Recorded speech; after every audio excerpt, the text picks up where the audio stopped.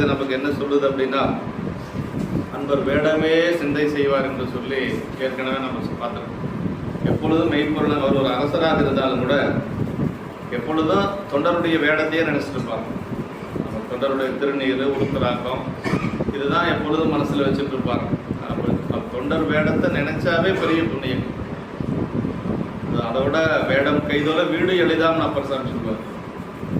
கோயிலுக்கு போறதுக்கு நேரம் இல்லை, சரி யாராச்சும் திருநீர் பூசி இருக்கிற அன்பர்கள் வழியில் வந்தாங்கன்னா அவங்களுக்கு வணங்கினாவே போதும், கோயிலுக்கு போன பலன் கிடைக்கும். அப்படிதான் நமக்கு பெரிய புராணம் சொல்லுது.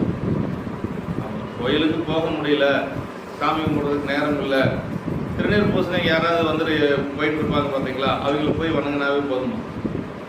அதாவது வேடம் கைதோல வீடு எளிதாம், அப்படி வீடு பேர் கிடைக்கும், ஈஸியாக கிடைக்கும். அதாவது ஒரு ஷார்ட்கட்டுன்னு பாருங்களேன். பெருமாள் திருவடி அடையிறதுக்கு ஒரு ஷார்ட்கட் என்னென்ன அப்படின்னா, அடியார்கள் வழிபாடு செஞ்சால் கிடைச்சிடும் அப்படின்னு சொல்லுவோம். இன்னும் சொல்ல போனால் நம்ம கலரின் கடிவார் புராணம் என்று சொல்லக்கூடிய சேரமான் பெருமான் நாயனார் புராணத்தில் நல்லா நம்ம பார்க்கலாம். சேரமான் பெருமான் நாயனார் புராணத்தில் ஒரு வண்ணான் அவர் திருநீரெல்லாம் பூசலை, அவர் துணி வெளுக்கிறவர். அவர் அந்த காலத்துல எல்லாம் இந்த மாதிரி இந்த டிடர்ஜென்ட் கேக்கெல்லாம் கிடையாது. அப்போல்லாம் இந்த சரள மண், சோடா மண், சரள மண்ணுன்னு சொல்லுவாங்க கிராமத்து பக்கம் இல்லைங்களா. அந்த சரள மண்ணை அவர் மேலே பட்டு அதெல்லாம் நிறந்துருச்சு, மலையில நனைஞ்சு மறுபடியும் வெயிலில் காஞ்சவும் நிறந்து அங்கங்கே பார்த்தா வெள்ளை வெள்ளையா இருக்குது.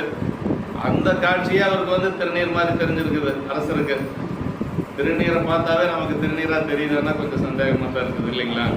திருநீர் பூசணிகளை பார்த்தா வணங்கணுங்க, அது நல்லவங்க கெட்டவங்க, அந்த கூட்டம் இந்த கூட்டம் அந்த ஒரு அதெல்லாம் நம்ம பார்க்கணும். திருநீரை பார்த்தா மனசுலையாவது நம்ம அந்த ஒரு அன்பு வரணுங்க, அதான் அடியாருக்கு அழகு. அப்ப சேரமான் பெருமான் நாயனார் பட்டத்து யானையில போறார். ஒரு யானையில நகரவடம் வரும் பொழுது அவரை பார்க்கிறார். யாரோ ஒரு திருநீர் பூசி ஒரு அடியார் வராங்கன்ட்டு மேல இருந்து யானையில இருந்து கீழே எட்டி குதிக்கிறார்.